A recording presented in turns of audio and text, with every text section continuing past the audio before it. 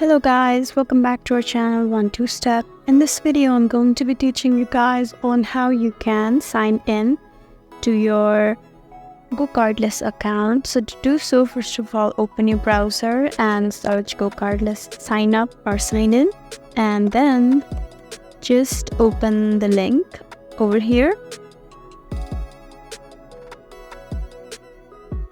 And then if you have an account, it'll automatically save your information, so they'll just appear. Or if you haven't saved your informations like your email addresses and passwords, then type them in and type in your password and then just tap on sign in. And that's all you need to do.